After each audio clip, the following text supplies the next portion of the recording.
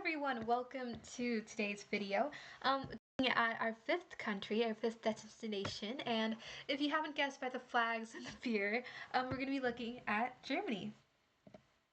Okay, Germany is a country in Central Europe, so we've come from Western Europe to Southern to Northern, and then now to Central, and it's really the epicenter of a lot of the questions of philosophy, of identity, morality, of human condition, and all the major kind of themes that we've been looking at in all the different literatures.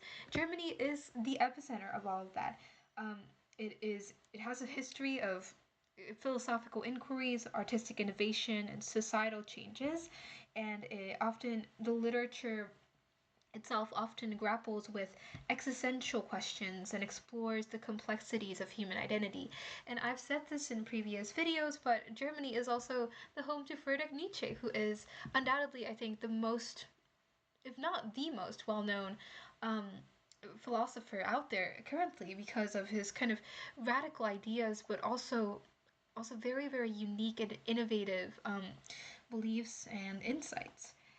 Yeah, from the Enlightenment to modernism, German writers have an indelible mark on world literature, and they continue to kind of blend introspection with social critique into their works, continuing to offer new perspectives to modern writers. Okay, our first focus today is going to be these four books: Faust, Buddenbrooks, The Metamorphosis, and Steppenwolf by Jonathan Goethe, Thomas Mann, Frank Kafka, and Hermann Hesse. Let's look into some of these authors. So, Johann Wolfgang von Goethe, he was a novelist, a playwright, he was a scientist, and a statesman. Kind of reminds me of Benjamin Franklin, actually, in the United States. He did a lot of things at once, and he was good at all of them. Thomas Mann was a novelist and a critic. Frank Kafka was a philosopher, and he was a novelist, and Hermann Hesse was a novelist and a poet, and his work is well known, I think, to most modern writers and to a lot of modern readers as well. They all reflect kind of the historical transitions and literary movements that occurred along the history of Germany, and I'm very excited to look into them and to share with them what they all mean. Let's look at, first of all, John Wolfgang von Goethe's Faust. Faust, written by Jonathan Wolfgang von Goethe, is one of the most iconic works of German literature. It is one of the most iconic works because it's made of two parts. The first part was published in 1808, and then the second part was published in 1832, and it is a two-part dramatic poem. And it's about Dr. Faust, and he's a scholar. He's pretty dissatisfied with his life, and he seeks fulfillment, and he makes a pact with the devil, and he enjoys unlimited knowledge and all the worldly pleasure, kind of a hedonistic lifestyle. And then he kind of later on realizes this, ultimately what is the meaning of life itself, and his pursuit of meaning eventually leads to his salvation, illustrating the triumph over his desires, not of, sorry, I wrote that wrong, over his desires.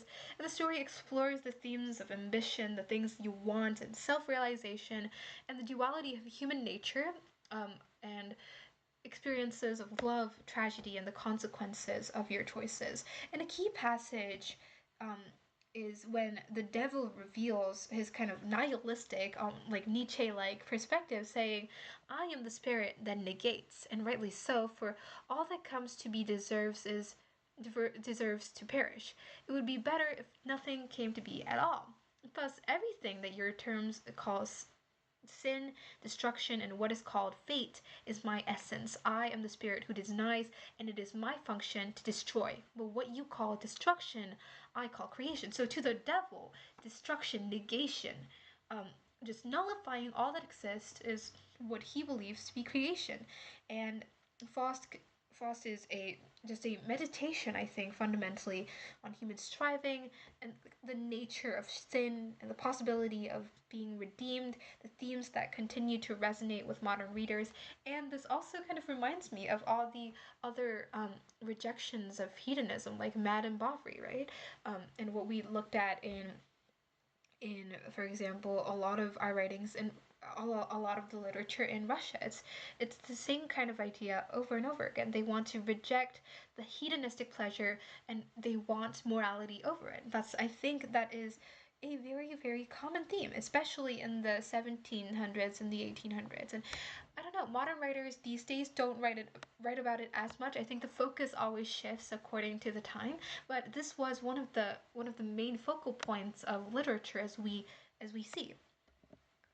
Okay, the next book is Buddenbrook by Thomas Mann. This was published in 1901, and it is basically a family saga that shows the decline of a wealthy merchant in a family.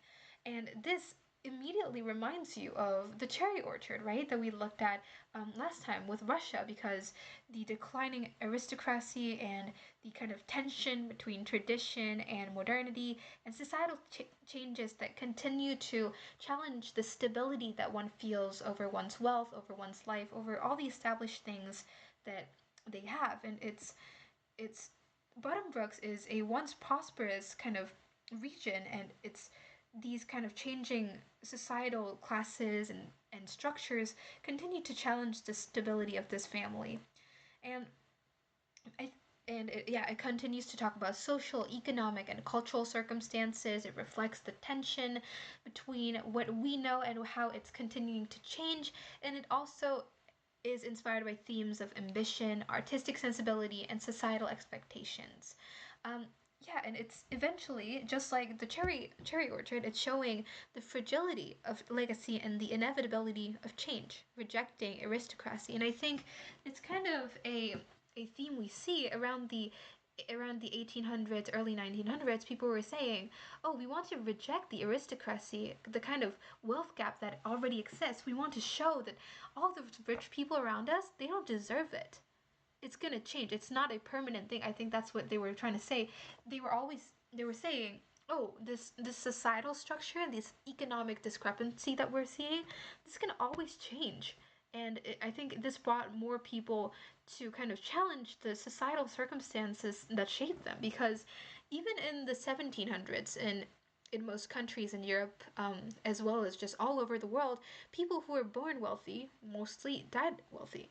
It was kind of a societal structure, and what kind of class you were born in meant what job you can have and what kind of family you can have, and that in the end turned into how much wealth you can eventually make. So it was always wealthy to wealthy to wealthy to wealthy, generation over generation, while it was poor to poor to poor to poor, generation over generation. And these stories like this continue to challenge us. They're saying, no, wealth does not have to be inherited. Wealth can always change. People without wealth can become wealthy, and people with wealth can become poor. Yeah, and my favorite quote is really, the family's downfall didn't happen all at once, but gradually through the years. It started with small, almost imperceptible changes. First, the old ways seemed a little too heavy, then the new ones a little too fragile. The cracks in the foundation appeared subtly, and the family clung to the old traditions even when they were no longer fit for the world around them. The rhythm of their lives had changed, and they did not know how to stop the inevitable decline. And this sounds so much like The Cherry Orchard, which was written across all the way in Russia.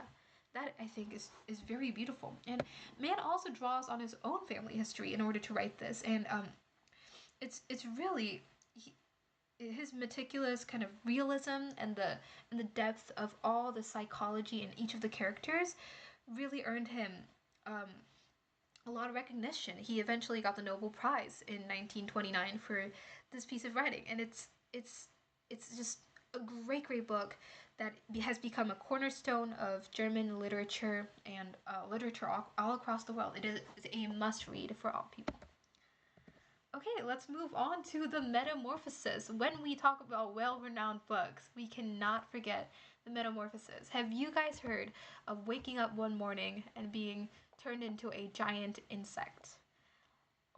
That is some horrid, very grotesque stuff. And I think I've also seen a trend online with people like asking their parents or their significant others, "Oh, what would you do if I turned into a beetle one day?" And those kind of like conversations. But this book, published in 1915, is one of the most haunting books that you could ever read. It's about Gregor Sam- Samsa, a traveling salesman, waking up and finding himself transformed into a giant insect.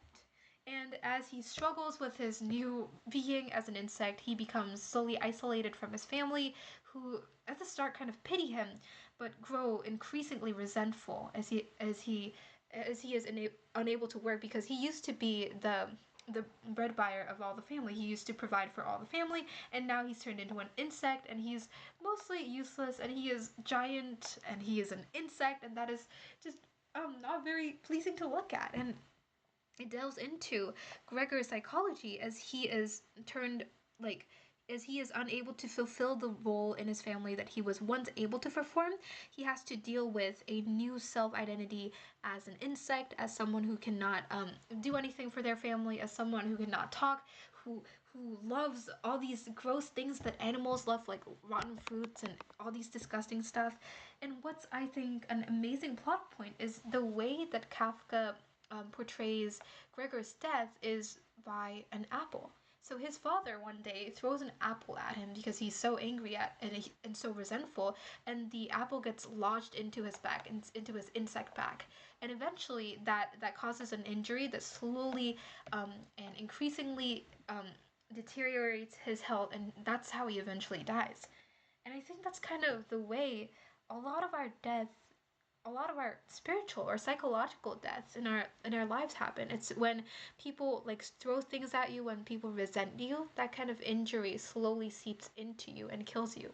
And this is a very, very beautiful critique of societal expectations and the kind of fragile nature our self-identity and our relationships around each other is made of. I mean, this is your family you're talking about. Gregor wakes up and he is hated by his family, and all the relationships around him slowly but surely start to decline, and it's a very anxious, very emotionally challenging book to get through, but it is one of the most influential books of the 20th century. Yeah, so this is the opening line, and it is very, very iconic. As Gregor Samsa awoke one morning from uneasy dreams, he found himself transformed in his bed into a giant insect.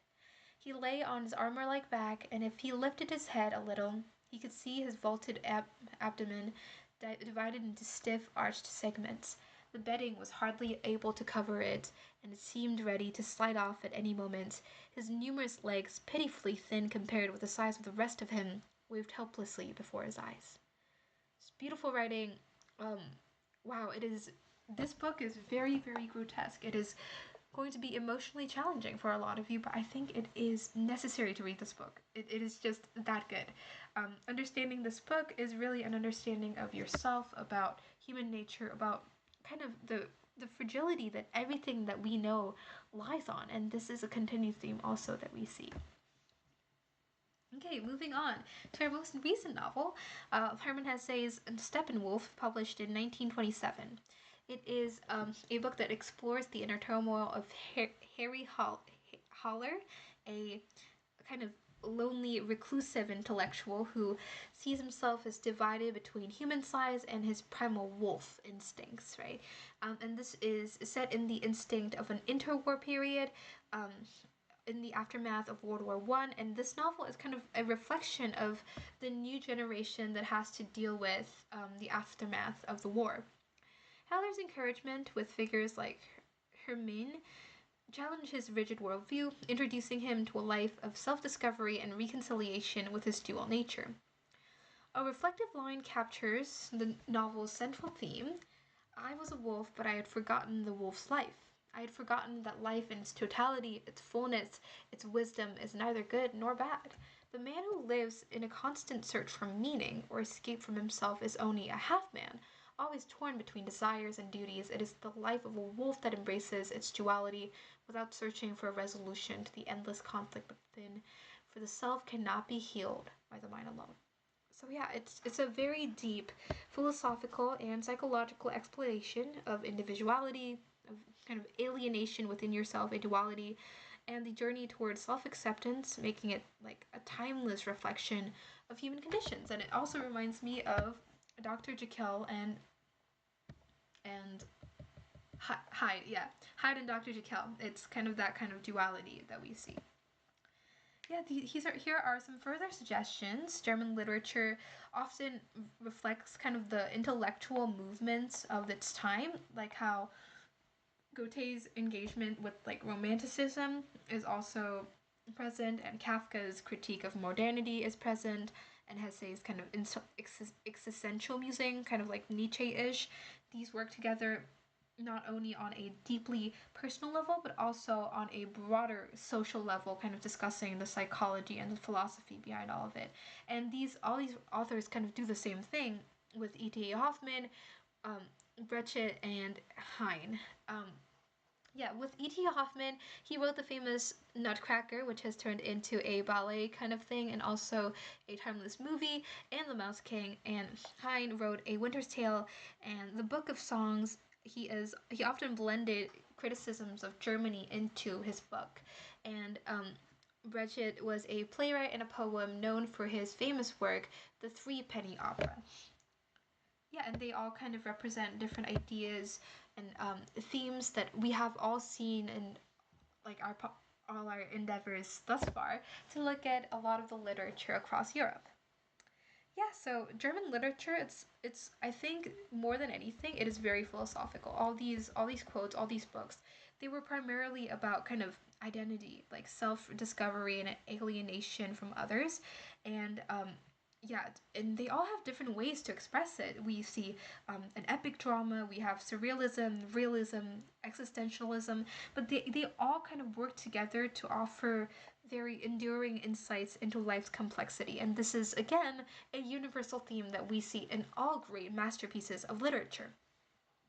Yeah, I hope you continue to look into these authors. My personal favorite author is Thomas Mann and Frank Kafka. They are just lovely, lovely authors who really deserve a whole separate video on them, as well as the rest of these authors.